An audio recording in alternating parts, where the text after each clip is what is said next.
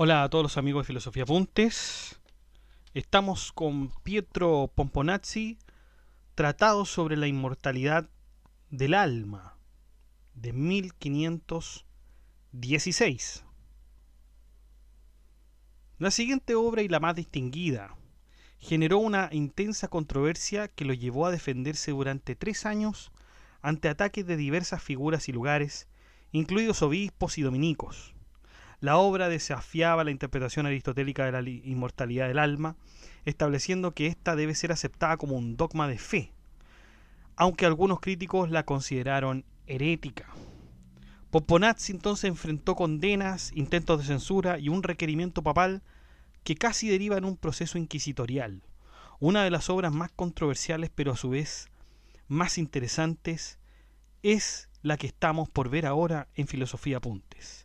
Sin más dilación entonces, vamos con el tratado sobre la inmortalidad del alma.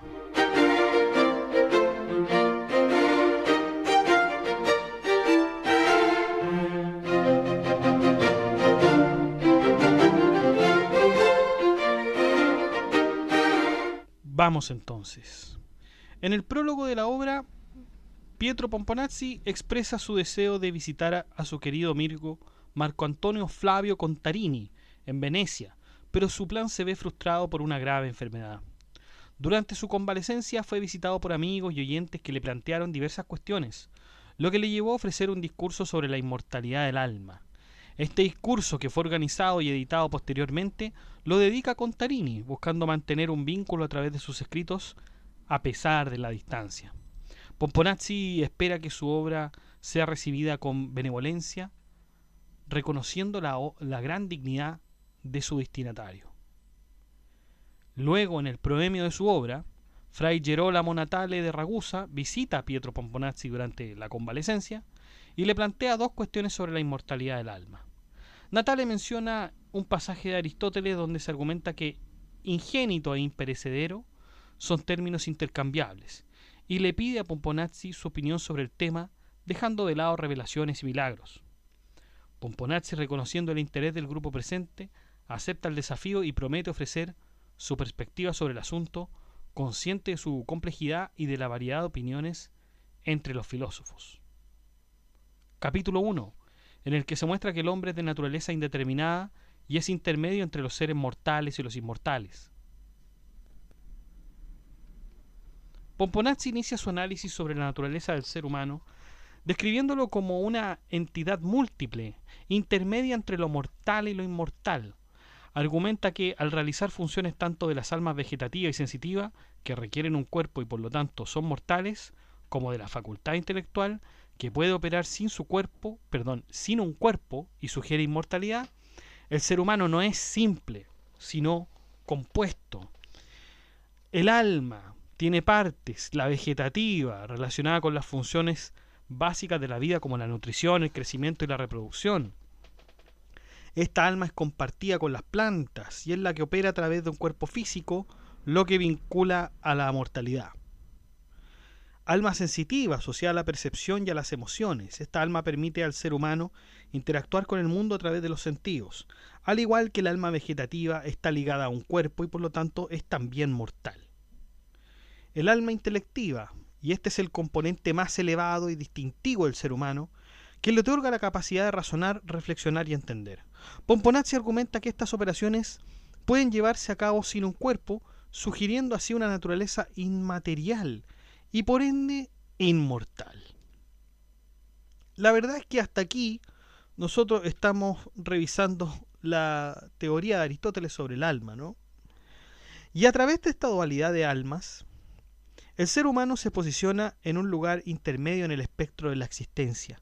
No es completamente mortal como los animales, ni completamente inmortal como los seres divinos. Y esta intermedialidad le otorga una singularidad, ya que el hombre tiene la libertad de elegir de qué aspecto de su naturaleza quiere centrarse. Todo esto basado en las obras de Aristóteles como De Anima, ¿no es cierto?, sobre el alma, De Partibus Animalium, es decir, sobre las partes de los animales, e Historia Animalum, que es un tratado de historia de la zoología. Finalmente, Pomponazzi refuerza su argumento con una cita del Salmo 8.6 que dice: «Lo hiciste un poco inferior a los ángeles», enfatizando la idea de que el ser humano tiene un potencial extraordinario debido a su capacidad para razonar y elegir su camino, lo que lo distingue de otros seres vivos.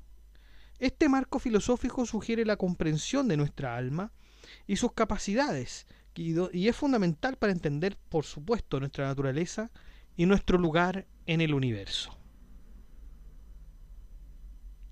La verdad es que lo aquí dicho por Pomponazzi no debiera sorprendernos si ya tenemos cierta introducción a lo que es el Renacimiento. Se dan cuenta que el ser humano no es inmortal, pero tampoco, por una parte tampoco es mortal, está en un intermedio entre los dos mundos, en un mundo entre medio del mundo divino, entre medio del mundo material, y eso es lo que lo hace particular, lo hace distintivo, lo hace llamativo. Es el único ser que puede comunicar sobre Dios, y esta idea también la sugiere Petrarca, Ficino, Pico de la Mirándola, etc.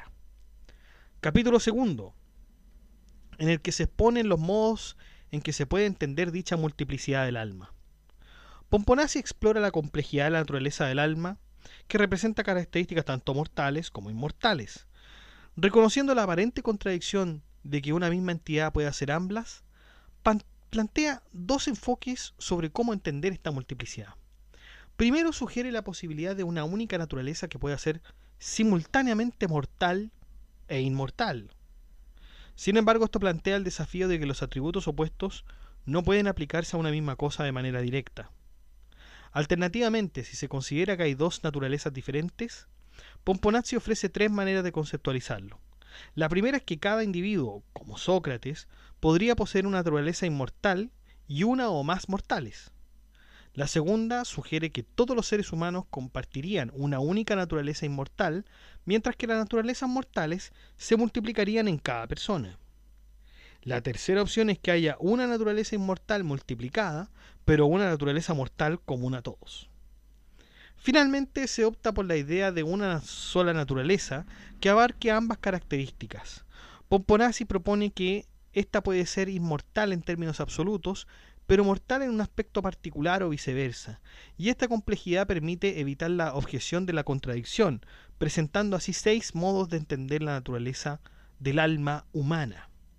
Fíjense que aquí lo que nos está exponiendo también a la vez Pomponazzi son las teorías archiconocidas ya de Averroes y de los alejandristas, es decir, aquellos que siguen las ideas de Alejandro de Afrodisias, que era un peripatético, seguidor de Aristóteles, fue el que, si no me equivoco, fue el que recopiló los textos de Aristóteles también. No estoy muy seguro, me parece que es él, porque hay otro Alejandro también, Alejandro de Rodas, parece que podría ser él también, pero la cuestión es que se dividían esto entre Alejandro y los averroístas. Y parece ser que hasta por lo que leemos ahora, Pomponazzi está más emparentado, está más de acuerdo con la idea de los alejandristas. Capítulo tercero, en el que se expone el modo seguido por Temistio y Averroes, según el cual el alma inmortal es una en número, pero la mortal está multiplicada. Se expone entonces la perspectiva de Temistio y Averroes sobre la naturaleza del alma, argumentando que el alma inmortal es única en número, mientras que el alma mortal es múltiple. Se menciona que entre los 6 modos discutidos, 4 fueron aceptados por los pensadores, quienes coincidieron en que el alma inmaterial no puede multiplicarse, a diferencia del alma material, que puede ser múltiple debido a su corporeidad y corrupción. Averroes y Temistio sostienen que el alma intelectiva se distingue del alma corruptible, siendo la primera única para todos los hombres, en contraste con las almas sensibles y vegetativas, que son mortales y dependen de un cuerpo. Y esto se fundamenta en el reconocimiento de que el intelecto posible es inmaterial y eterno, según Aristóteles. Pomponazzi subraya que no puede existir algo que sea simultáneamente mortal e inmortal. Por lo tanto, se establece una distinción entre el intelecto inmortal y las almas mortales. Temistio intenta reforzar esta visión citando a Platón, pero destacando que la multiplicación de individuos dentro de una especie solo puede darse a través de materia cuantificada, como se menciona en los textos de Aristóteles y además en el de los peripatéticos. Vamos con el capítulo cuarto, en el que se impugna la referida opinión de Averroes. Pomponazzi impugna la opinión de Averroes sobre la naturaleza del alma, que ha sido ampliamente aceptada en su tiempo como representativa del pensamiento de Aristóteles. Pomponazzi sostiene que esta perspectiva es no solo incorrecta, sino también ininteligible y ajena a la verdad filosófica de Aristóteles. El filósofo argumenta que la visión de Averroes, que postula la existencia de un alma intelectiva única para todos los humanos, es una tontería que nunca fue creída o incluso considerada por Aristóteles. Para respaldar su crítica, Pomponazzi remite al trabajo de Santo Tomás de Aquino, citando varios textos en los que Aquino refuta esta idea con gran claridad y sutileza. Pomponazzi considera que la crítica de Aquino a la opinión de Averroes es tan exhaustiva que deja sin respuesta a los defensores de esta última, y que en lugar de ofrecer argumentos válidos, lo único que los averroístas pueden presentar son ataques y descalificaciones hacia Aquino. En resumen, este capítulo se centra en la defensa de la verdadera interpretación aristotélica del alma en contraposición a las ideas de Averroes. Sostiene que un alma intelectiva, si tiene alguna operación, debe depender del cuerpo en alguna medida, ya sea como sujeto o como objeto. Argumenta que hay actividades del alma que requieren el cuerpo como objeto, como el acto de entender, que necesita representaciones de la imaginación que están conectadas con experiencias sensoriales corporales. También cita a Tomás de Aquino, quien afirma que la actividad del intelecto no se produce únicamente por el órgano corporal, sino que depende de un objeto físico para su funcionamiento. Pomponazzi explica que esta relación implica que la actividad intelectual no es completamente independiente, y por lo tanto el intelecto no puede considerarse una forma subsistente separada del cuerpo. Pero el mismo Averroes decía, y no quiere decir con esto lo que parece extraerse literalmente de estas palabras, es decir, que inteligir no se da sino con la imaginación. Entonces el intelecto material, en efecto, será generable y corruptible, como entiende Alejandro. Pomponazzi concluye que si el intelecto no es independiente en su operación, tampoco lo es en su ser, lo que lleva a la necesidad de considerar al alma como una entidad que no puede existir completamente aislada del cuerpo, contradiciendo así la interpretación de Averroes. Según Aristóteles, el acto de entender o inteligir está intrínsecamente vinculado a la imaginación, lo que significa que no puede existir de manera independiente del cuerpo. El entendimiento humano requiere de imágenes y que esto se manifiesta en la experiencia. En sus escritos, Aristóteles deja claro que el intelecto humano no opera sin imágenes, lo que contradice la visión de Averroes de un intelecto completamente autónomo. Pomponazzi también aborda la idea de Averroes de que el intelecto posible es capaz de recibir la forma del intelecto agente, destacando que esto depende de la facultad sensitiva que está ligada al cuerpo. Así, el acto de la comprensión no es independiente de la experiencia sensorial, lo que refuerza la posición de que el intelecto está condicionado por el cuerpo físico. Además, Pomponazzi sostiene que la definición común de alma implica que es el acto de un cuerpo físico orgánico, lo que implica que todas las operaciones del intelecto dependerán del órgano, ya sea como sujeto o como objeto. Por lo tanto, concluye que el alma intelectiva nunca puede liberarse completamente de esta dependencia corporal, invalidando la interpretación de Averroes sobre un intelecto, obviamente, que opera de manera autónoma. La discusión sobre el alma se asemeja a las de otras inteligencias, según lo indicado por Averroes en su comentario 19 del libro tercero sobre el alma de Aristóteles, donde sostiene que el alma es la última de las inteligencias. Estas inteligencias pueden ser consideradas de dos maneras: en sí mismas, sin depender del cuerpo celeste, y como almas en su función en dichos cuerpos. Aunque Aristóteles menciona en sus obras como Física, acerca del cielo y Metafísica, que los cuerpos celestes son animados, también advierte que esta aplicación de la definición de alma es en ciertos aspectos equívoca. Por tanto, el alma intelectiva puede entenderse de dos modos: como la más baja de las inteligencias, que no depende del cuerpo para existir o funcionar, y como el acto de un cuerpo físico orgánico, lo que implica una dependencia del cuerpo. Esta dualidad permite aclarar la aparente contradicción entre el tratamiento del alma intelectiva por el filósofo natural y la afirmación de Aristóteles en el libro primero acerca de las partes, donde sostiene que el alma intelectiva no es objeto de su estudio. Y esta distinción radica en que como alma es considerada natural, mientras que como intelecto es asunto de la metafísica al igual que las inteligencias superiores. Sin embargo, esta explicación resulta insuficiente. Si se considera el alma al mismo nivel que las demás inteligencias, debería haber sido discutida por Aristóteles en su tratamiento sobre las inteligencias en el libro duodécimo de la metafísica, que en realidad esto no ocurrió. No ocurrió, y es por eso que muchos interpretan que el alma en realidad es una cuestión de la física y no de la metafísica. Es decir, el alma es una cuestión natural, es una cuestión absolutamente natural, no es una cuestión trascendente. Aunque, bueno, aunque en todo caso, muchachos, la definición de metafísica, o más bien su etimología, siempre nos señala algo que es trascendente, ¿no? La verdad es que no. Si nosotros vemos la etimología de metafísica, que es más allá de física, la verdad es que no quiere decir que se refiere la metafísica a cosas trascendentes, porque cuando nosotros hablamos de metafísica, lo que quiso decir Aristóteles con metafísica es la segunda parte de la física. Eso no hay que olvidarlo. O sea, para Aristóteles, el funcionamiento de esto que llamamos metafísica no es una cuestión trascendente de cosas como podría pensarse contemporáneamente. Cuando uno dice metafísico quiere decir que algo abstracto, algo que tiene que ver con los espíritus y cosas por el estilo. No, señores. La metafísica es, la verdad, la continuación de los libros de la física.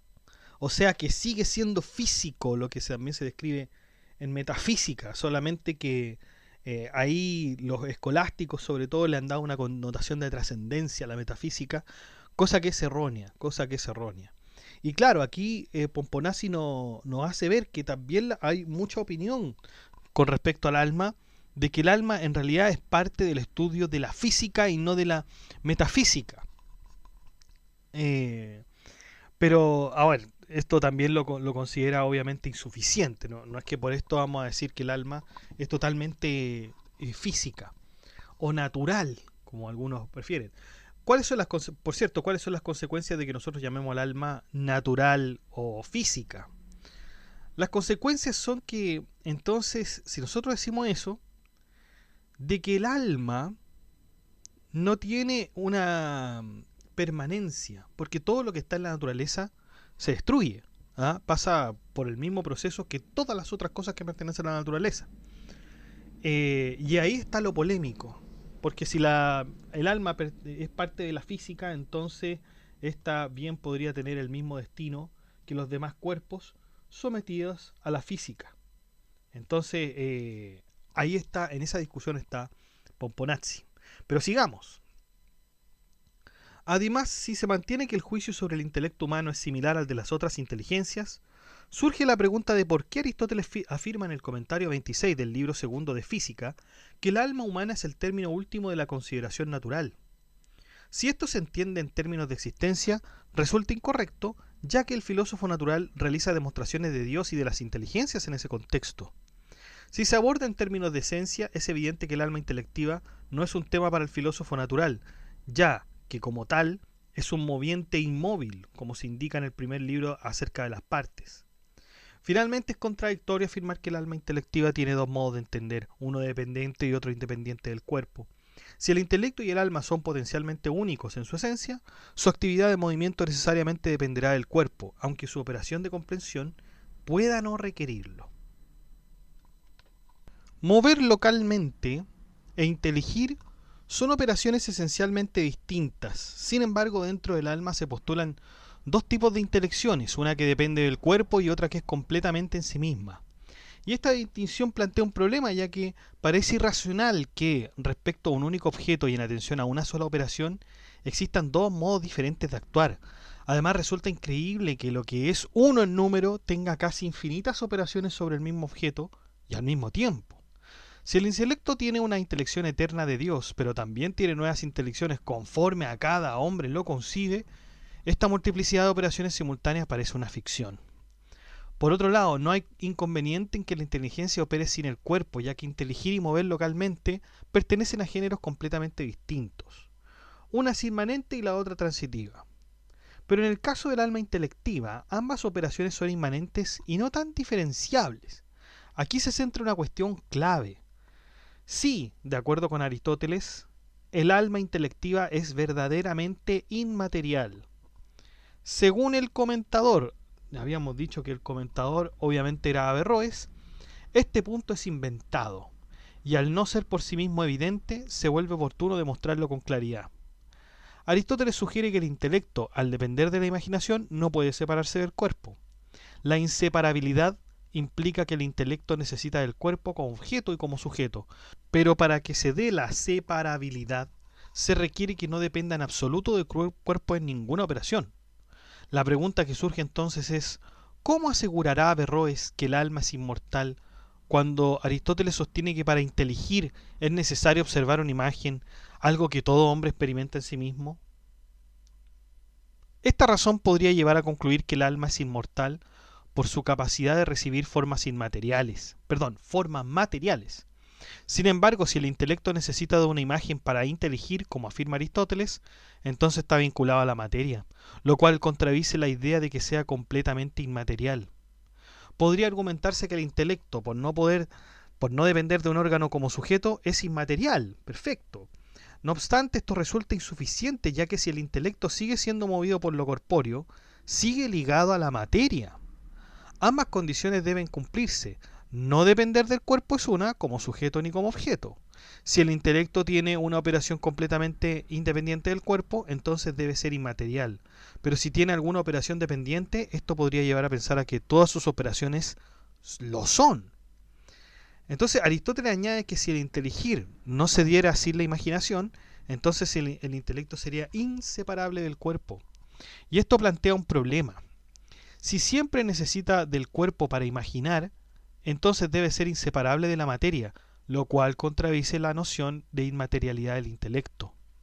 Además, si se afirma que orgánico subjetivamente equivale a material y no orgánico subjetivamente a inmaterial, se cae en una tautología que no añade nada nuevo al conocimiento.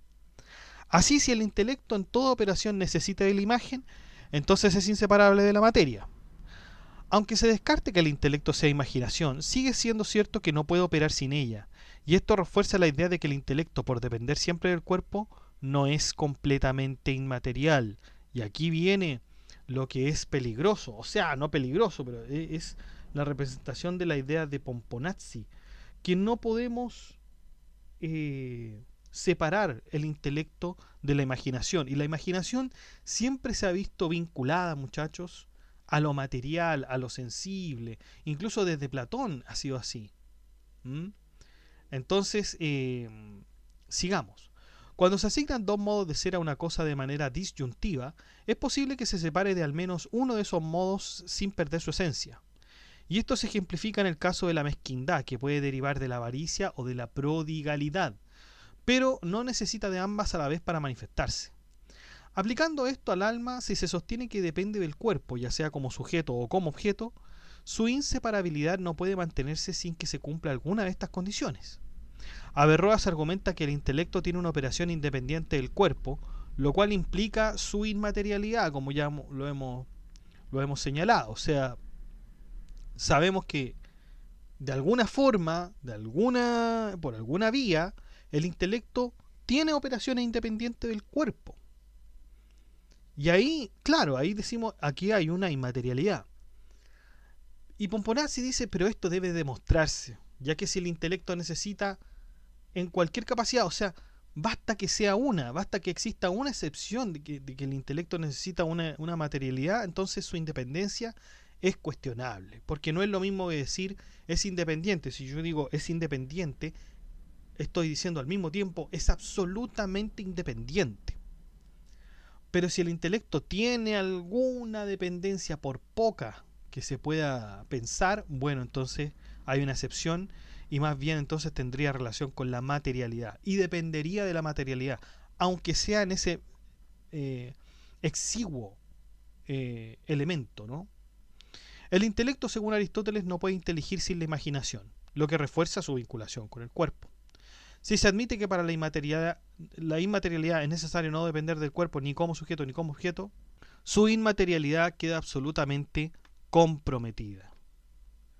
Además, Aristóteles afirma que para que algo sea verdaderamente material, debe depender del cuerpo como sujeto, y si el intelecto lo hace en alguna medida, es decir, lo que le estaba diciendo, su materialidad estaría aprobada. La propuesta de Averroes que el intelecto agente y el posible se unan en la felicidad humana es rechazada entonces como vana e incompatible con Aristóteles, ya que ningún ser humano ha alcanzado ese fin, ni siquiera el conocimiento perfecto de las cosas visibles. Por lo tanto, la idea de que el intelecto humano es inmortal en la forma que propone Averroes se aleja de las enseñanzas aristotélicas, las cuales sugieren que el alma es plural y numéricamente diversa, no única o unificada. O sea, el monopsiquismo tendríamos que dejarlo fuera, según Pietro Pomponazzi. Vamos con el capítulo 5, que se señala en el que se expone el otro método de declarar que lo intelectual se distingue realmente de lo sensitivo, pero multiplicándose en relación con la diversidad numérica de lo sensitivo. Pomponazzi refuta la noción de que lo intelectivo y lo sensitivo puedan coexistir como predicados contradictorios, aunque ambos modos de existencia del alma, intelectiva y sensitiva, se distinguen. Se plantea que el número de almas intelectivas se correlaciona con el de almas sensitivas.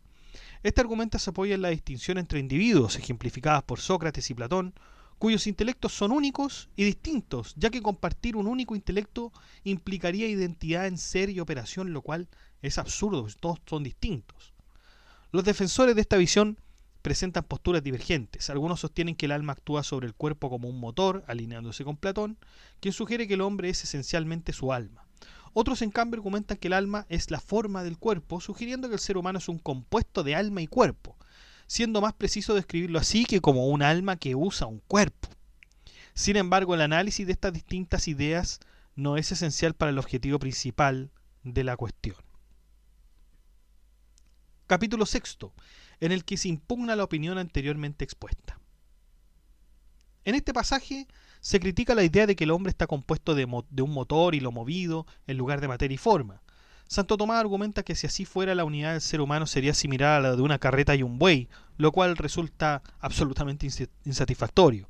Además, se cuestiona la noción de que una pluralidad de formas sustanciales pueda coexistir en un mismo individuo, lo que se aleja del pensamiento de Aristóteles y de muchos peripatéticos. Se presentan dos razones principales para refutar estos enfoques. Primero, se señala que la experiencia cotidiana demuestra la unidad del ser humano.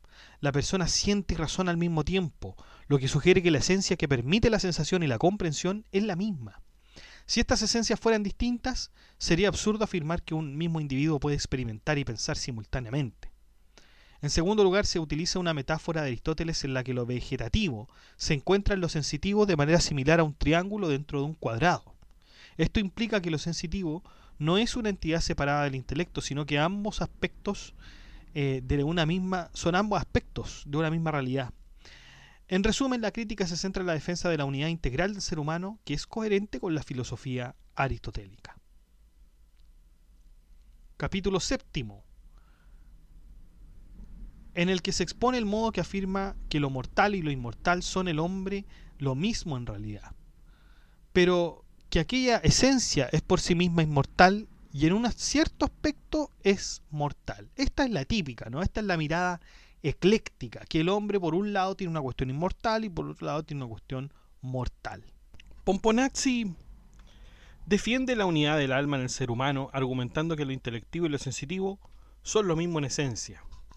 Se propone que esta identidad es necesaria para evitar la incoherencia de múltiples formas sustanciales en un solo individuo.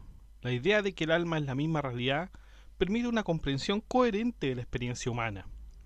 Sostiene que, aunque el alma es inmortal por naturaleza, tiene aspectos mortales debido a su relación con lo sensitivo y lo vegetativo, que son cosas o elementos del alma corruptibles. Esta mortalidad no implica que el intelecto sea mortal en sí mismo, sino que su función puede estar condicionada por el cuerpo. Por lo tanto, el intelectivo permanece incorruptible, mientras que sus manifestaciones pueden verse afectadas por la corporeidad.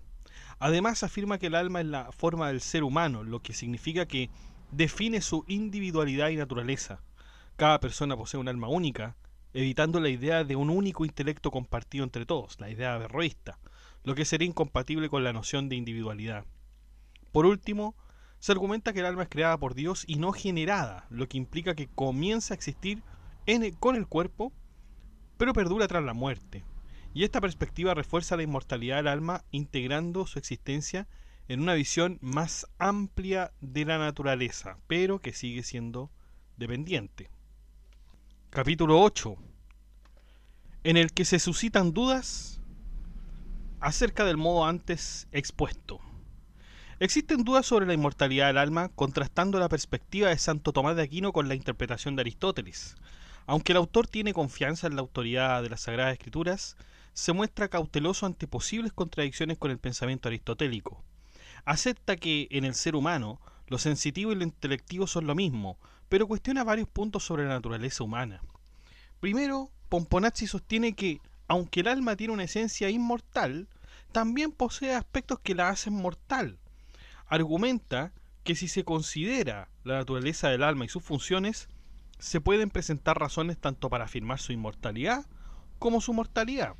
Y así la mayoría de las capacidades humanas son sensibles y vegetativas, lo que inclinaría a definir el alma como mortal en lugar de inmortal. Además, Pomponazzi cuestiona la evidencia de que el alma sea inmortal. Argumenta que, según Aristóteles, el entendimiento depende de imágenes y de la materia, lo que contradiría la idea de que el alma pueda existir separada del cuerpo, y esto lleva a la conclusión de que si el alma depende siempre de un órgano para su operación, sería inseparable y por ende material. Pomponazzi también señala que aunque se puede argumentar que el alma puede actuar sin un órgano, esto no puede considerarse suficiente para demostrar su inmortalidad.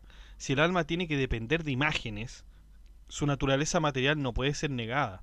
Además, se señala que la existencia de dos modos de operar del alma, unido y separado del cuerpo, suscita dudas sobre su unidad esencial. Pomponazzi critica las explicaciones que sugieren que el alma, al estar separada, mantenga una tendencia a reunirse con el cuerpo, y esto lleva a implicaciones complicadas sobre la naturaleza del alma que deberían llevar a una reconsideración del entendimiento de la esencia y la existencia del ser humano. Claro, aquí lo veíamos en ciertos autores que, claro, o sea, si el alma es superior, ¿por qué está unida al cuerpo? ¿Por qué está unida al cuerpo? E incluso, si estuviese separada, ¿por qué tiene una tendencia al cuerpo el alma? ¿Por qué quiere estar con el cuerpo? Porque como el alma ha sido inmortal, en los términos platónicos, y siempre ha sido una, ha viajado por distintas vidas, tiene distintas experiencias y todo el tema, ¿no? Entonces esa alma que tiene todas esas experiencias, vivencias, quiere volver al cuerpo a vivir aquello que ya ha vivido. Pero el tema es que uno se podría preguntar, bueno, pero ¿cómo es que nosotros nadie recuerda sus vidas pasadas y todo eso? Bueno, uno ahí se argumentaba que el alma iba por un río, que era el río Lethe, que olvidaba todo lo que había vivido, y bueno, cuando llega al cuerpo finalmente no se acuerda de nada. Son unos impedimentos materiales. Pero claro, esto para Pomponazzi no es más que un mito. No es más que un mito, entonces tendríamos que definirlo bien en términos filosóficos y ser muy claros y precisos. Entonces Pomponazzi se apoya en estas fuentes clásicas para fundamentar su argumentación sobre la inmortalidad del alma, lo que refleja su intención de conectar su pensamiento con la tradición filosófica. Argumenta que la afirmación de que el alma se vuelve material por estar unida a una imagen no es del todo correcta. Se apoya en Aristóteles para enfatizar que la unión temporal no afecta la inmaterialidad del alma, es decir, Por mucho que, claro, el alma tiene tres partes, ya sabemos, intelectiva, vegetativa y sensitiva. La vegetativa y sensitiva haría que pensáramos, o bueno, más bien hace señalar que el alma es material y que su parte intelectiva es inmaterial y por lo tanto inmortal, y las otras dos serían mortales. Por lo tanto, Pomponazzi aquí no niega la inmortalidad del alma en un aspecto y la niega en otro. Y este punto es crucial, ya que busca defender la idea de que el alma puede existir independientemente de su relación con el cuerpo físico, subrayando su esencia inmaterial. Aborda la dependencia del cuerpo destacando que aunque la inteligencia puede depender del cuerpo, porque la inteligencia, como según Pomponazzi habíamos visto, necesita imágenes, no la convierte en material.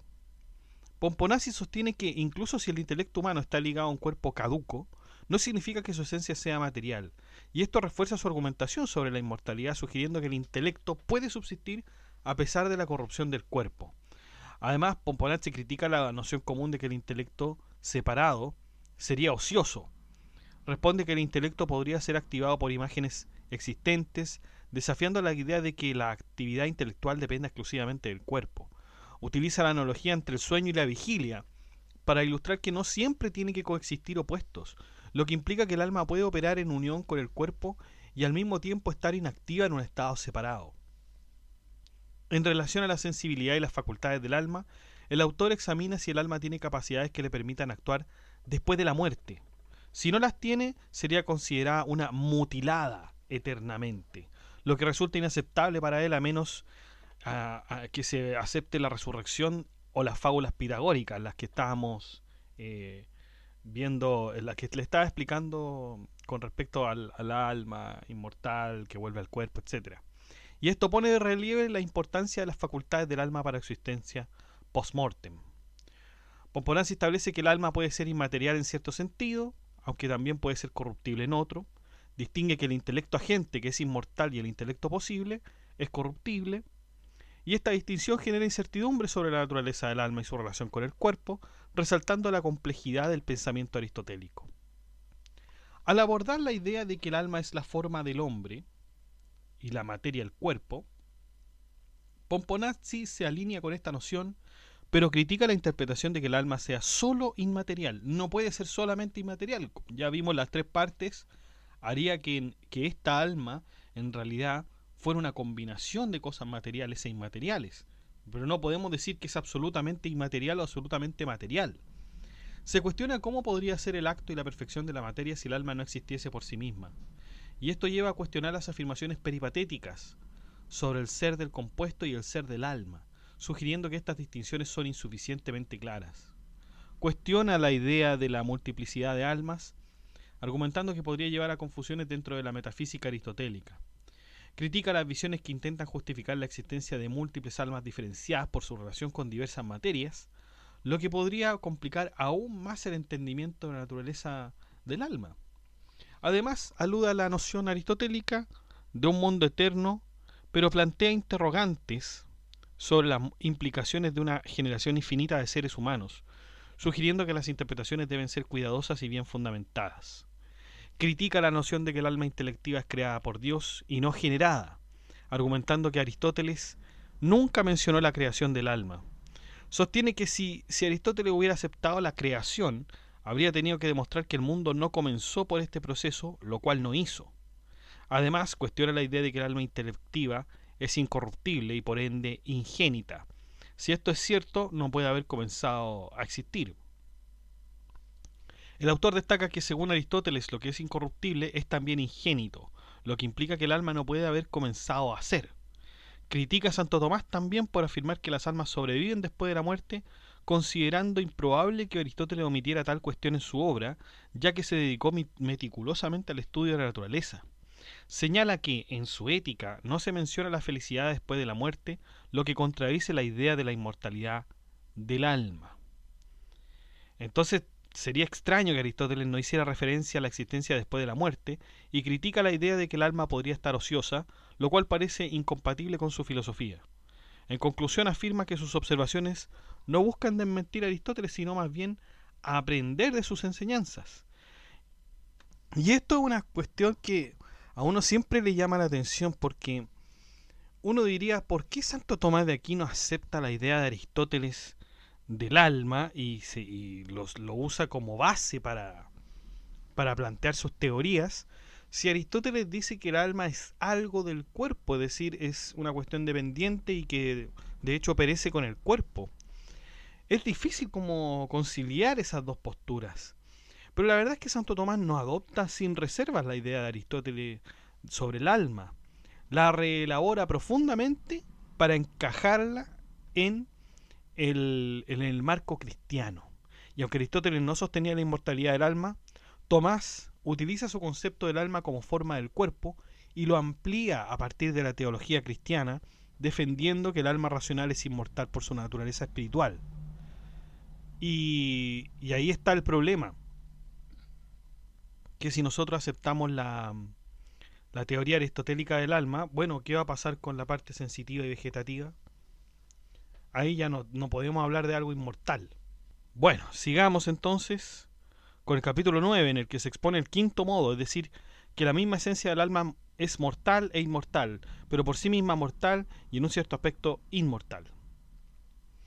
En este análisis se postula que en el ser humano lo sensitivo se identifica con lo intelectivo, estableciendo que el alma es esencialmente mortal, aunque en ciertos aspectos puede considerarse inmortal.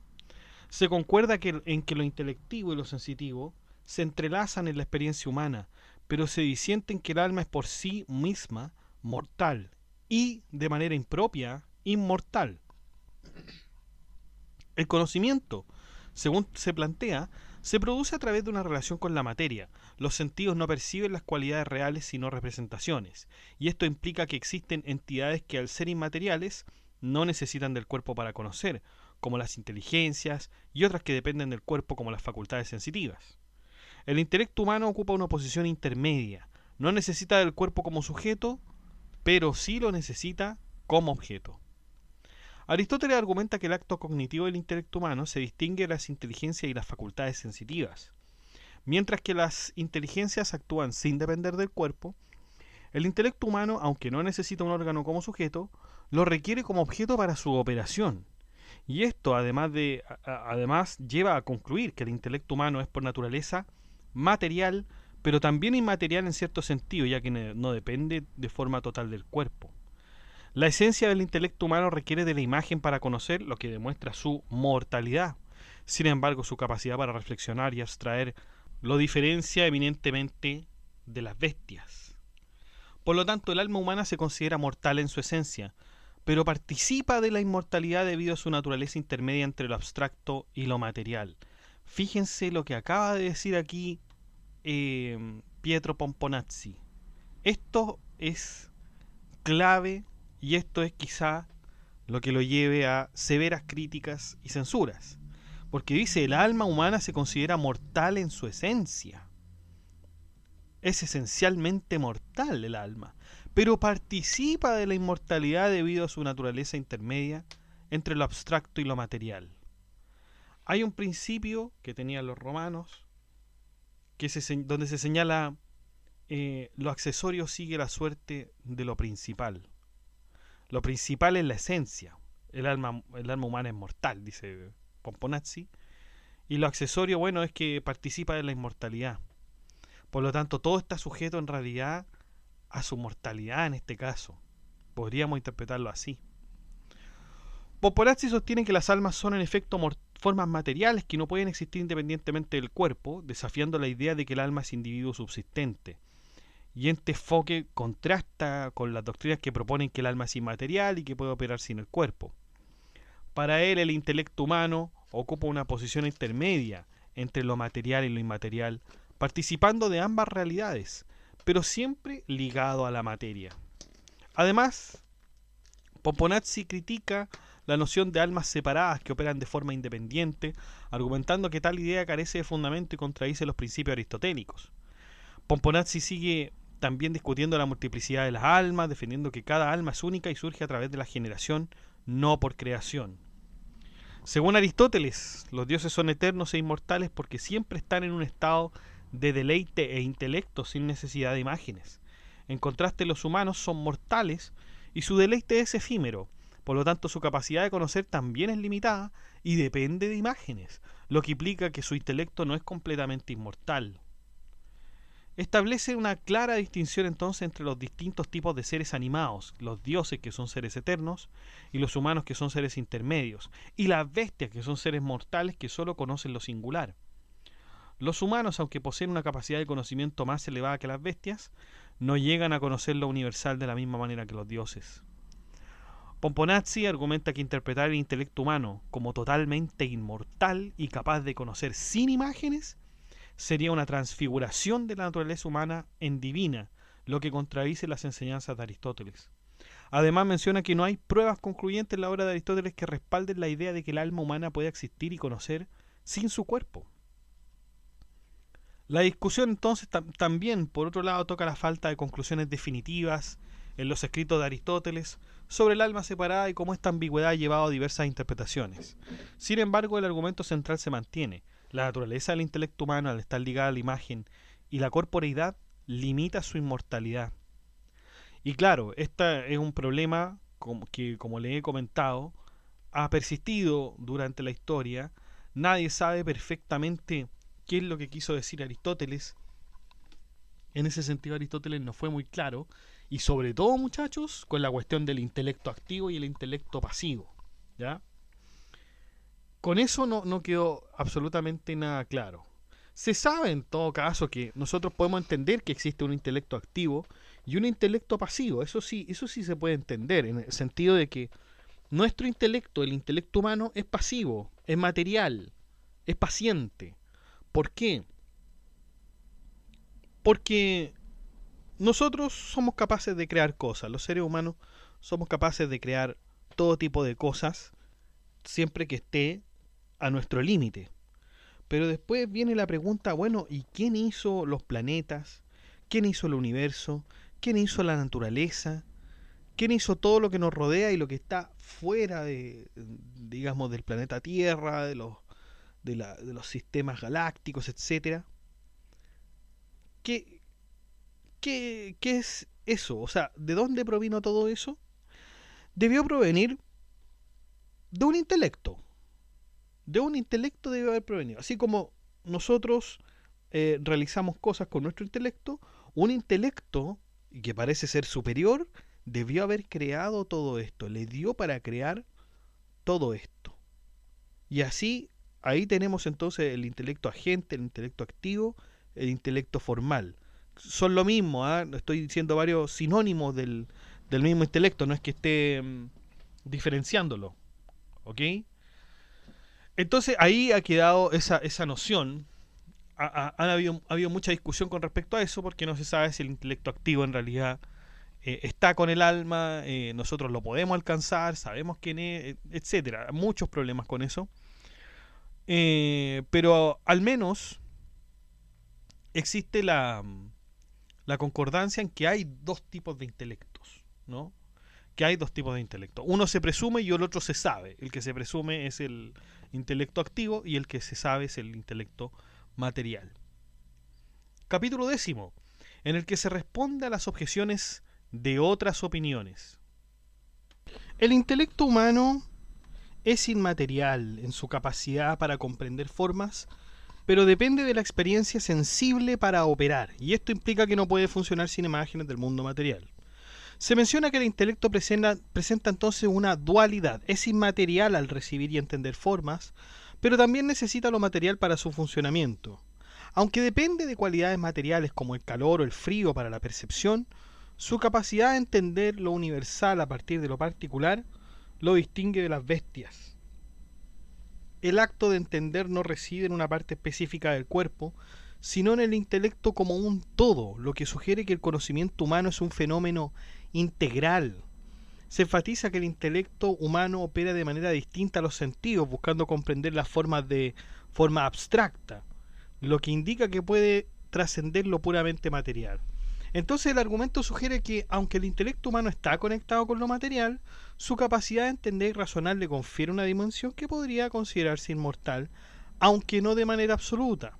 Así el alma humana ocupa una posición intermedia, y esto aquí es lo nuevo, entre lo divino y lo material. complicando su categorización como completamente inmortal o mortal. Aunque el intelecto recibe información indivisiblemente al entender, sus funciones sensoriales y vegetativas operan de manera divisible. Se critica entonces la noción de que el deseo humano de inmortalidad implica su posibilidad real, sugiriendo que aunque el alma desea lo eterno, esto no garantiza que lo alcance. Pomponazzi utiliza analogías como la del mulo, que anhela la generación pero no puede lograrla, para ilustrar que el alma humana, siendo intermedia entre lo material e inmaterial, también puede desear lo imposible. Además, se clarifica que las almas de los seres animados, incluidas las inteligencias, no operan de la misma manera que el alma humana, que depende del cuerpo tanto como objeto de su conocimiento. Se establece un orden jerárquico en el que las inteligencias son menos dependientes del cuerpo que el intelecto humano, que a su vez es menos dependiente que las almas sensitivas y vegetativas.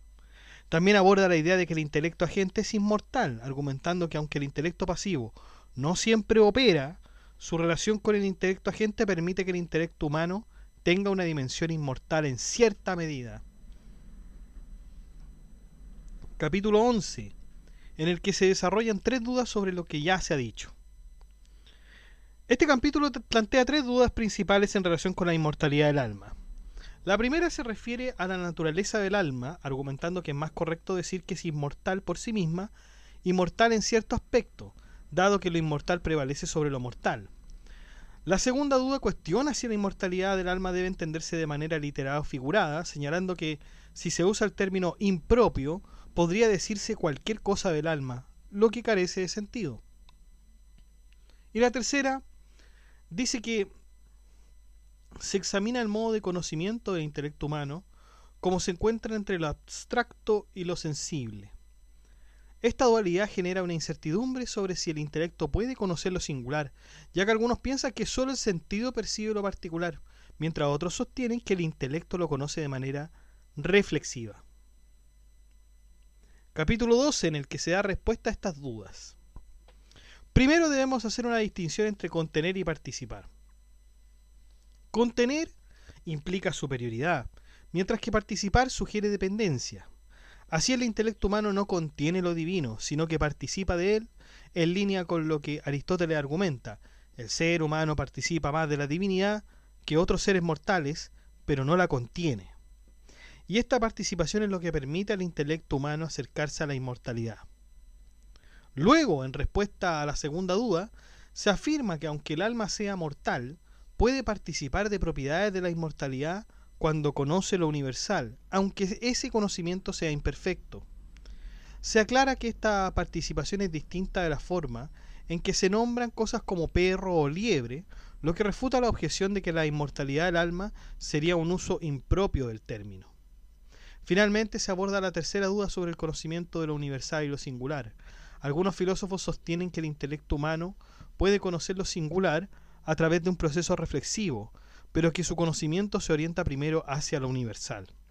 Sin embargo, otros argumentan que lo singular debe conocerse primero, ya que el conocimiento universal se forma a partir de la comparación de singularidades. Se concluye que el intelecto humano conoce lo universal de manera indeterminada en lo singular, permitiendo una comprensión tanto de lo abstracto como de lo concreto.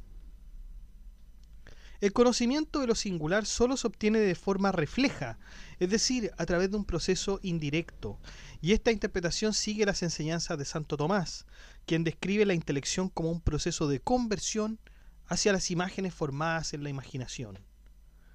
Entonces ahí vemos cómo nuevamente la intelección necesita también de las imágenes.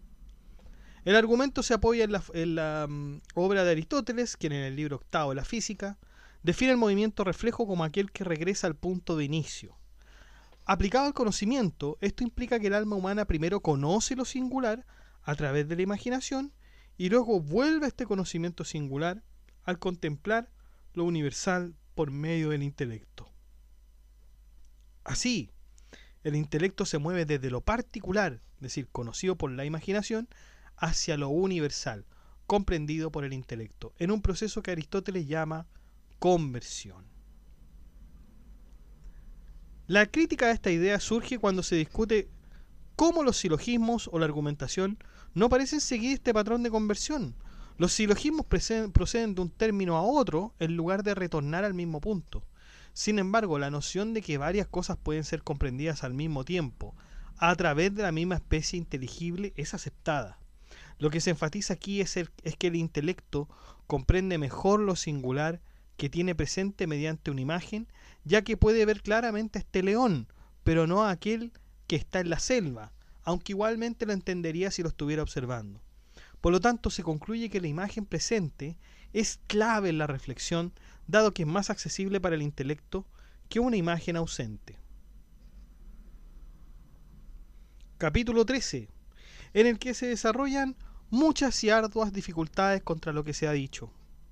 El argumento que se debate es si el alma humana es mortal o inmortal, y se presentan una serie de dificultades y contradicciones que surgen al defender la mortalidad del alma. Una de las principales dificultades expuestas es que si el alma humana fuera mortal, el hombre no tendría un último fin en tanto que hombre, lo cual contradeciría las enseñanzas de Aristóteles en la Ética Nicómaco, así como la idea común de que el ser humano es capaz de alcanzar la felicidad. Aristóteles sostiene que la felicidad como último fin del hombre no puede estar en los bienes del cuerpo ni en los bienes externos, sino en los bienes del alma, y en particular de las virtudes intelectuales. Sin embargo, se reconoce que alcanzar la sabiduría y contemplar a Dios, el supremo bien según Aristóteles, es algo extremadamente difícil y reservado solo a unos pocos individuos de gran talento, lo cual parece contradecir la idea de que la felicidad es un bien accesible a todos los seres humanos. El argumento contra la mortalidad del alma se refuerza con la noción de que si el alma fuera mortal, conceptos como el sacrificio por el bien común o el desprecio de la muerte, que son fundamentales en la virtud de la fortaleza, perderían su sentido. Además, se argumenta que la muerte destruiría todo bien posible, lo cual llevaría a una vida orientada únicamente hacia la supervivencia a cualquier costo, lo que contradiría no solo la virtud, sino también el sentido común, ya que admiramos a quienes sacrifican su vida por nosotros. A continuación, entonces, se nombran las pruebas. En primer lugar, la elección de la muerte y la virtud de la fortaleza. Veamos el argumento. Si aceptamos que el alma humana es mortal, entonces la virtud de la fortaleza desaparecería, ya que la fortaleza implica despreciar la muerte por un bien superior como la patria o el bien común. Si el alma no sobrevive después de la muerte, no habría ninguna razón para elegir morir antes que cometer un crimen o sacrilegio para salvar la vida. Aristóteles defiende en la Ética Nicómaco que la virtud se demuestra al enfrentarse a la muerte por causas nobles. Si el alma fuera mortal, este valor y sacrificio perderían todo sentido y deberíamos valorar la vida sobre todas las cosas, lo que contradice la admiración que naturalmente sentimos hacia aquellos que eligen morir por una causa justa. En segundo lugar, la justicia divina y el gobierno del mundo por Dios. ¿Cuál es el argumento de esto? Que si el alma fuera mortal, entonces Dios no sería justo o no gobernaría el mundo, lo que es una idea sacrílega. En la vida terrenal muchas veces los buenos sufren y los malos prosperan. Si no hubiera un castigo o recompensa en la vida después de la muerte, Dios sería injusto al permitir que los malvados prosperen sin ser castigados y los justos sufran sin recibir recompensa. El argumento sostiene que si Dios es el sumo bien, entonces no puede haber injusticia en él. Por lo tanto, para mantener la justicia divina, debe existir una vida después de la muerte, donde los actos de los buenos y los malos sean recompensados o castigados según corresponda. En tercer lugar, está la creencia universal en la inmortalidad del alma. Todas las religiones, tanto antiguas como actuales, defienden que el alma sobrevive a la muerte, y esta creencia es universal y extendida por todo el mundo. Por lo tanto, o el alma es inmortal o toda la humanidad está equivocada en algo fundamental. La validez de una creencia tan difundida no puede ser descartada fácilmente. Si tantas culturas y filosofías a lo largo de la historia sostienen la inmortalidad del alma, sería improbable que todos estuvieran equivocados sobre algo tan básico. Cuarto lugar, las experiencias de apariciones y fantasmas. Argumento de esto, existen muchos testimonios y experiencias que indican la inmortalidad del alma, como la aparición de fantasmas y almas de personas fallecidas. Ejemplos como los mencionados por Platón, Plinio el Joven, Posidonio y otros muestran que hay evidencia de la existencia de las almas después de la muerte. Estas experiencias, descritas por filósofos e historiadores de la antigüedad, son consideradas una prueba clara de que las almas no desaparecen con la muerte, sino que continúan existiendo. Quinto lugar, las experiencias sobrenaturales como prueba de la inmortalidad del alma. Aquí Pomponazzi menciona varias experiencias y relatos de apariciones de fantasmas y eventos sobrenaturales que sugieren la inmortalidad del alma, casos documentados por Platón, Plinio el Joven y otros autores, de los cuales las almas de personas fallecidas no solamente aparecen, sino que interactúan de diversas formas con los vivos, ya sea apareciéndose en forma de espectros o transmitiendo advertencias en sueños. Y estos relatos, por supuesto, que reflejan la creencia de la inmortalidad del alma, mostrando que existen manifestaciones visibles de las almas después de la muerte. El mismo Pomponazzi ha tenido experiencias similares, lo que sugiere que estas afirmaciones no son aisladas, sino que podrían ser evidencia clara de la persistencia del alma tras la muerte. Sexto lugar, tormentos inferidos por demonios. Pomponazzi menciona que existen numerosas historias y experiencias de personas que han sido atormentadas por demonios, los cuales revelan hechos del pasado y del futuro. Estos demonios a menudo afirman ser las almas de personas ya fallecidas. Pomponazzi subraya que negar tales experiencias sería un acto de presunción y necedad, sugiriendo que la existencia de estas manifestaciones sobrenaturales es otra prueba de la inmortalidad del alma. Séptimo lugar, Aristóteles y la influencia de las desgracias en las almas de los difuntos. Pomponazzi dice que, según Aristóteles, las almas de los difuntos son afectadas por las desgracias de sus descendientes, lo cual sugiere su inmortalidad. Además, Aristóteles también habla de la recompensa que las almas pueden recibir tras la muerte, como se ven ejemplos como Alcistes y Penélope. Estas figuras, que mantuvieron su fidelidad ante las adversidades, lograron una gloria inmortal, recibiendo tanto el honor de los hombres como la recompensa de los dioses. Esto refuerza la idea de que Aristóteles consideraba que las almas continuaban existiendo más allá de la muerte. Capítulo 14, en el que se responde a lo objetado. Pomponazzi analiza la relación entre las funciones de los seres humanos y el concepto de perfección utilizando ejemplos tomados desde Platón y Aristóteles. Primero se argumenta que cada ser tiene un fin adecuado a su naturaleza y no debe asignársele un fin superior que no le corresponde, como sucede con el hombre en comparación con Dios o las inteligencias superiores. Por ejemplo, aunque sentir es mejor que no sentir, una piedra no debería sentir, ya que dejaría de ser lo que es. Así, el hombre tiene un fin propio acorde a su naturaleza. Luego se expone una comparación entre el ser humano y la humanidad en su conjunto, estableciendo que el género humano es como un cuerpo compuesto de diferentes miembros, cada uno con una función particular. Las diversas funciones están ordenadas hacia un bien común, similar a cómo los órganos del cuerpo tienen diferentes roles, pero contribuyen al bienestar del individuo, aunque existe una jerarquía y diversidad entre los órganos, como entre los miembros también de una comunidad. Entonces, esta diversidad debe estar siempre equilibrada para no causar discordia o enfermedad. Si se eliminara esta diversidad, el género humano no podría existir o llevaría una vida incómoda. Se resalta que todos los hombres poseen tres tipos de intelecto: el especulativo, el práctico y el ejecutor, aunque no todos los individuos los desarrollan de manera igual. El intelecto especulativo está reservado para los pocos que se dedican a la filosofía, mientras que el ejecutor, que es más básico, es común a todos, incluidas las bestias. El intelecto práctico es el que mejor define al ser humano, pues es el que permite discernir el bien del mal y es accesible a todos los hombres, no así el especulativo, que es más divino que humano. Pomponazzi parece sugerir que el intelecto práctico es lo que el ser humano entonces debe alcanzar de manera perfecta, porque garantiza el funcionamiento correcto y armónico con la sociedad.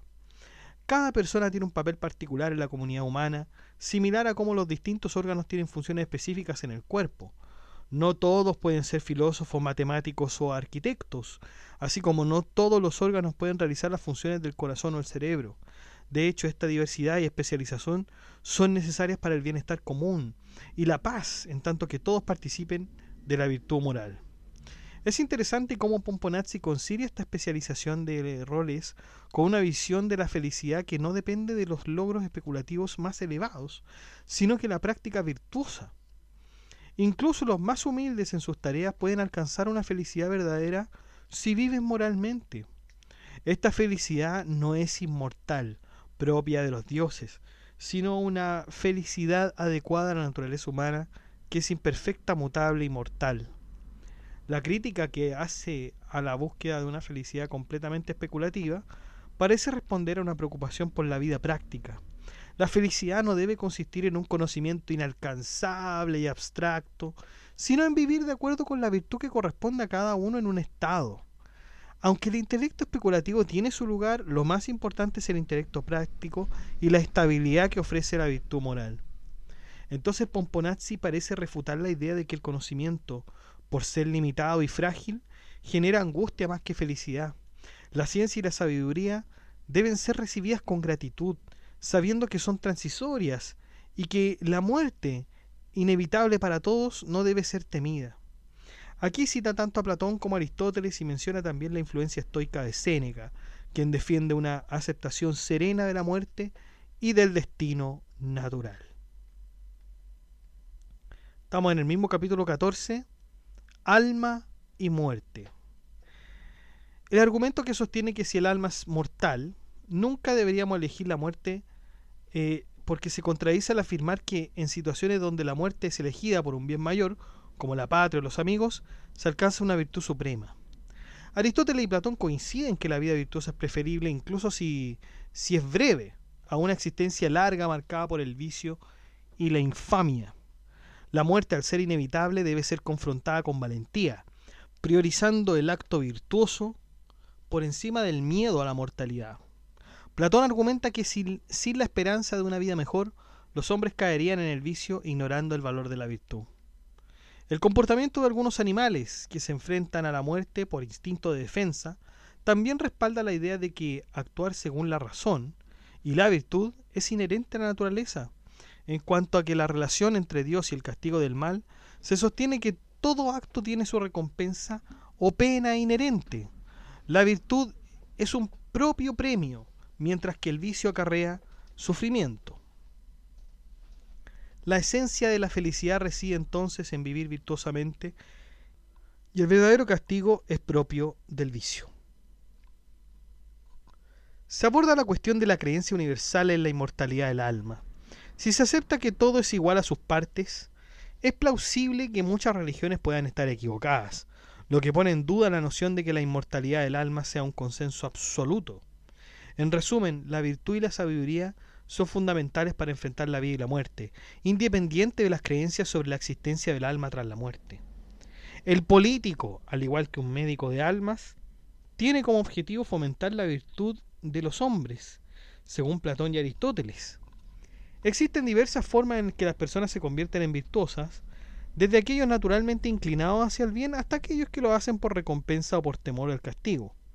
En este contexto, los legisladores, al observar la inclinación humana hacia el mal, propusieron la inmortalidad del alma como un medio para incentivar la virtud y disuadir el vicio, aunque su enfoque no se basa necesariamente en la verdad, sino más bien en la probidad.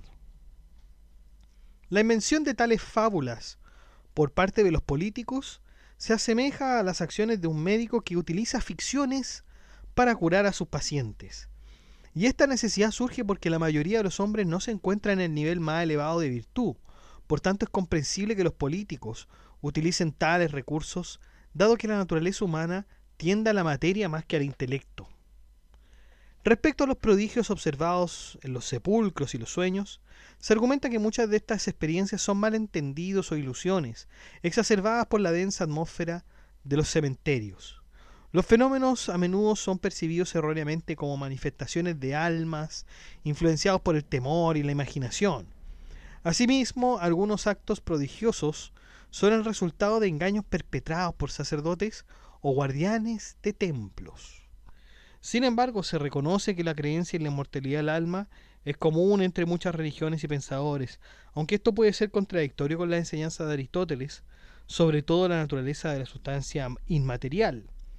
Las explicaciones de los fenómenos sobrenaturales suelen estar relacionadas con las influencias celestiales, y aunque se ha observado que tales eventos pueden anunciar guerras o cambios, su conexión con la voluntad libre y el destino también es relevante en la discusión. El séptimo argumento se sostiene que Aristóteles nunca consideró que el alma persista después de la muerte. En su Ética Nicómaco se afirma que los muertos carecen de ser y solo tienen valor en la estimación que se hace de ellos. Respecto al reconocimiento de los dioses se aclara que este se refiere a la vida y no necesariamente a la vida después de la muerte, sugiriendo que la valoración de las mujeres en el texto es para inspirar a otras. El octavo argumento aborda la noción de que los hombres impuros creen en la mortalidad del alma, mientras que los justos afirman su inmortalidad.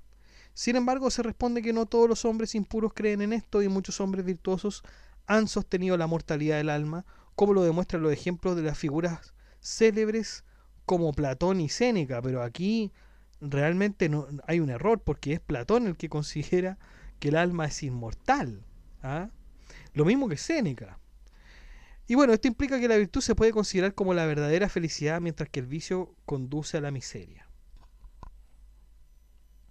Se argumenta que quienes sostienen que el alma es mortal aún defienden la virtud, ya que los actos virtuosos son intrínsecamente valiosos y no deben ser realizados solo por la expectativa de recompensa.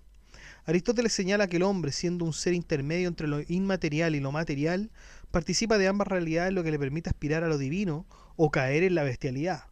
Así se concluye que, aunque el alma sea mortal, la búsqueda de la virtud es esencial y optar por el vicio es un acto de insensatez que deshonra la condición humana. Vamos entonces, nos dirigimos al capítulo 15 y último.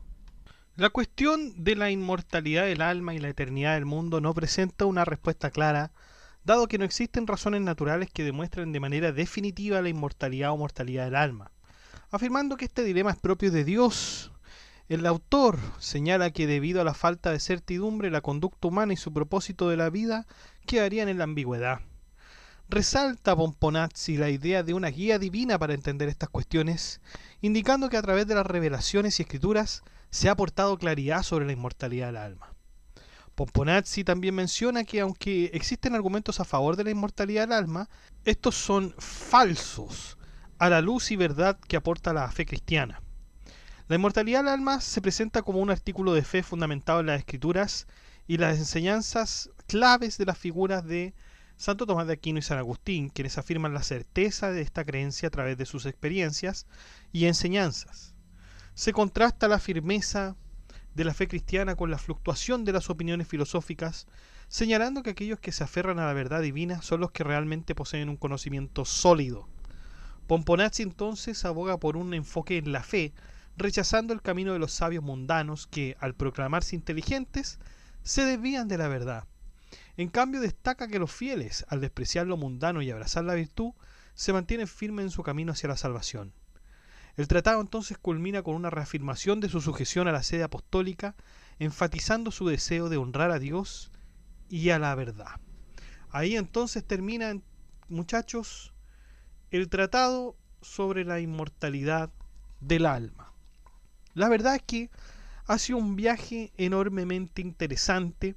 Son preguntas que yo tenía, de hecho, y están respondidas en este libro, cuando yo justamente leía a Aristóteles con respecto al alma. Porque si el alma ya era vegetativa, sensitiva, yo ya decía, bueno, esto es parte mortal, parte inmortal. ¿Ah? Pero siempre se sostenía la idea de que Aristóteles no comprendía que el alma era mortal absolutamente y que perecía con el cuerpo. No, la verdad es que para Pomponazzi ya está claro que por un lado es mortal y por otro lado es inmortal. Pero la inmortalidad nos queda solamente en una cuestión de su parte intelectiva, ¿no? De su parte intelectiva, y que realmente no puede ser demostrada a través de la filosofía. No nos es posible demostrarla. Es un artículo de fe, la inmortalidad del alma. Es simplemente un artículo de fe, es una cuestión de fe.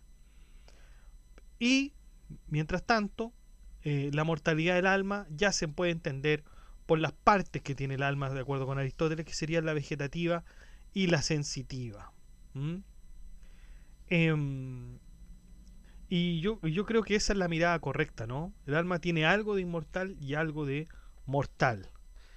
Ahora bien, también aquello que nos decía Pomponazzi en los capítulos anteriores, esto de que el alma en realidad era esencialmente mortal, digamos, por medio de la razón era mortal, y accesoriamente inmortal. Por un lado era inmortal y por gran parte era mortal. Porque claro, si la intelección necesita de imaginación, sería bastante difícil entonces que no pudiéramos decir que el alma no es independiente. De hecho, sería súper difícil decir que no lo fuese. ¿Ah? Entonces, lo inmaterial o lo inmortal no puede tener excepción. Si yo digo que algo es inmortal, tiene que ser inmortal en todo su aspecto. Porque basta que haya uno que no lo sea para que se destruya y digamos que en realidad el alma sí es dependiente. Entonces, la verdad es que no podemos afirmar la inmortalidad del alma a través de la razón. Debemos dejarle estos conocimientos en realidad a Dios, como dice también Pomponazzi. Y otra de las dudas que me surgía a mí, que también la había señalado durante el desarrollo del capítulo, era esta cuestión de las diferencias que obviamente habrían entre Santo Tomás de Aquino y Aristóteles, porque Aristóteles es claro que el alma perece con el cuerpo, pero y Santo Tomás de Aquino, ¿cómo puede tomar a Aristóteles teniendo esto? Y bueno, ya podemos observar que Santo Tomás de Aquino solo toma algunos aspectos sin considerar la mortalidad del alma con respecto a Aristóteles, ¿no? Entonces, Tomás de Aquino lo toma desde ese punto de vista. De hecho, Pomponazzi dice que Tomás de Aquino había concebido completamente mal la teoría aristotélica del intelecto activo y el intelecto pasivo, porque seguramente Tomás de Aquino trató de encajarla con el cristianismo.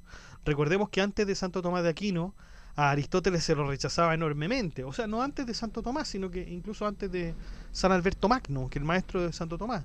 Se desechaba a Aristóteles y se aceptaba a Platón en gran medida. Aristóteles fue uno de los que más destacó en incorporar a Aristóteles al cristianismo. Entonces, vemos que Pomponazzi observa esto y nos dice, miren, aquí las cosas son muy distintas. Una cosa que usted puede decir es que el alma es inmortal, perfecto, pero eso va más allá de la razón. Es indemostrable, va más allá de la razón su planteamiento. Así que tendría que señalarlo como un artículo de fe. Lo otro del alma, por supuesto que es mortal, no habría ninguna duda. Ahora bien, como pudimos observar en la última parte, Pomponazzi declara su adhesión a la fe católica. No es ningún ateo, no es ningún agnóstico. Cree en el alma, por supuesto que sí. Solamente que esta división fue muy controversial. Decir que por un lado es inmortal y por otro es mortal puede interpretarse de muchas cosas, de muchas maneras que pueden ser vistas de forma perjudicial por alguien que era adherente a la iglesia en ese momento. ¿Mm? Pero fíjense que a pesar de esto sufrió una censura temporal, pero no fue condenado por la iglesia. No fue condenado absolutamente por la iglesia. Hay algunos que dicen, eso sí, que su libro, es decir, que acabamos de mencionar, pasó a formar parte de lo que se conoció en la Iglesia Católica como aquellos libros prohibidos por la Iglesia, el Index Librorum Prohibitorum. Pero la verdad es que no hay evidencia de que esto efectivamente haya sido así. ¿Mm? Porque no fue condenado, no fue puesto como hereje. Por lo tanto, mal podríamos decir que el libro o la obra de Pomponazzi fueron incluidas en este índex. Ahora bien, acordémonos que sí, la obra había sido denunciada. De hecho, Pomponazzi fue denunciado ante el patriarca Antonio Contarini y esta condena, digamos, fue respaldada por el Senado de Venecia. Pero la Iglesia no emitió nunca una condena oficial. De hecho, cuando surge este Tractatus, eh, se le permitió defender sus posiciones. Claro, claro, o sea, con todo lo controversial que esto fue, Pomponazzi pudo defenderse de quienes lo denunciaban, no de quienes lo condenaban, con una obra que se llamaba Apología de 1518 y Defensorium de 1519. Lamentablemente no tenemos ninguna de las dos, muchachos. Por lo tanto, enfrentó oposición y censura en ciertos ámbitos, pero no fue objeto de una condena formal por parte de la Iglesia Católica. ¿Ya? Fueron denuncias, censuras particulares, ¿ah? Pero no hubo nada oficial, digamos, en ese aspecto. Y uno se pregunta, bueno, ¿cuáles fueran las razones de que de que Pomponazzi no se lo hubiera tomado en serio y lo hubieran condenado oficialmente? Bueno, a mí me parece que podría ser justamente por la obra. Justamente por la obra, o sea, decir que el alma es inmortal y por un lado es mortal.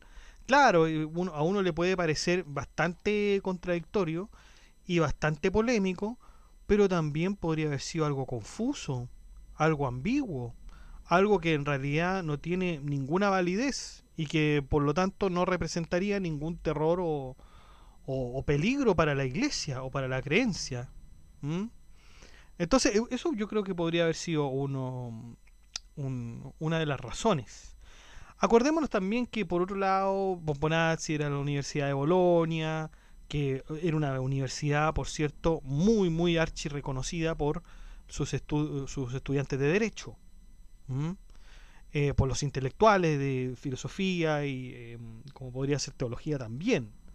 Entonces seguramente contaba con un cierto círculo intelectual que podrían haberlo ayudado y podrían haber influenciado también en decisiones de la iglesia. Claro, ahora su obra fue quemada en Venecia, denunciada, censurada, etcétera, por el Senado veneciano y sin nombrar a otras autoridades, pero los venecianos también, digamos los venecianos del Senado, también trataron de que esto no saltara a grandes polémicas, ¿ya?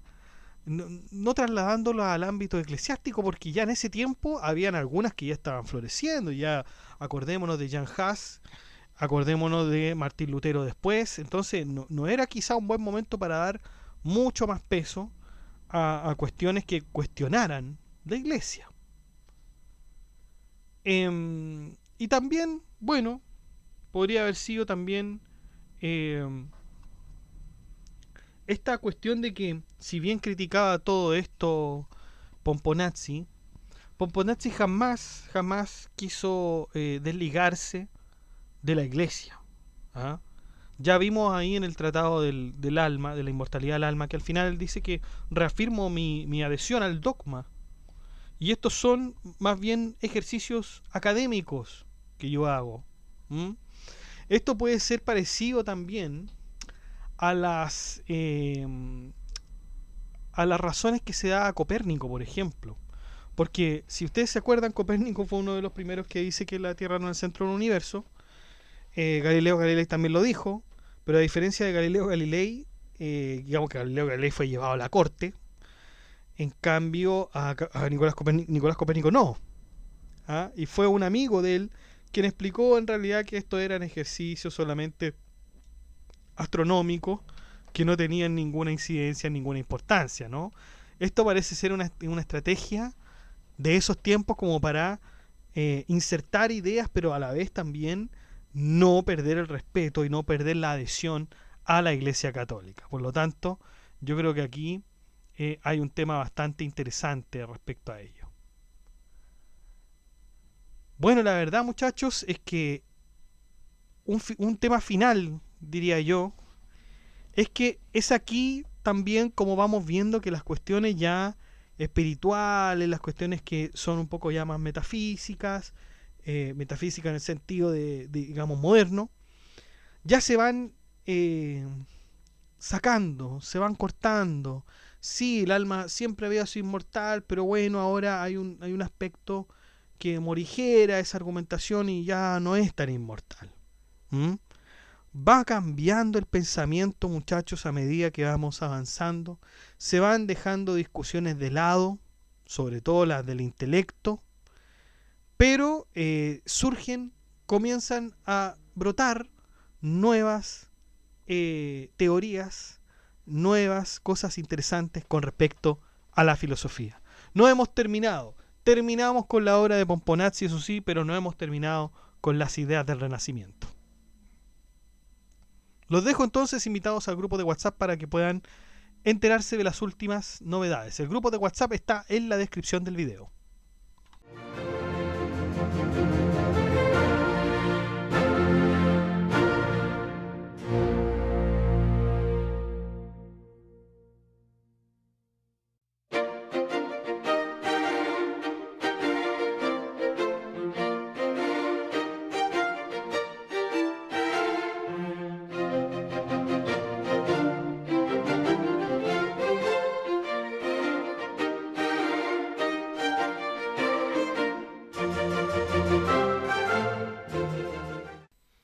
Bueno chicos, eso ha sido todo. Muchas gracias por escuchar este podcast. Si le ha gustado, dé like, comente, comparta, suscríbase, acceda al blog que está en la descripción del video, haga su aporte en PayPal o en Patreon. Saludamos a nuestros mecenas romanos que son Abstract Panicer, Ricardo, Jorge Ríos y Noecita, que colaboran con este proyecto de Filosofía Apuntes mensualmente. Un abrazo a todos. También saludamos a nuestro mecenas medieval, que es Gab Welter, que también colabora con una membresía un poco más alta que los mecenas romanos y que ya se ha mantenido en el tiempo apoyando este proyecto educativo. Muchas gracias, Gab Welter. Un abrazo también. Y usted puede ser colaborador en Filosofía Apuntes inscribiéndose en las membresías que aparecen en el botón unirse de cada video. Usted presiona el botón unirse, van a aparecer 4 membresías con distintos precios y usted puede elegir el que mejor le convenga. Si no le acomoda ninguno de esos precios, de todas maneras usted puede colaborar con Filosofía Apuntes haciendo clic en el botón gracias y poner la suma que a usted más le acomode. Que estén muy bien, cuídense, chao.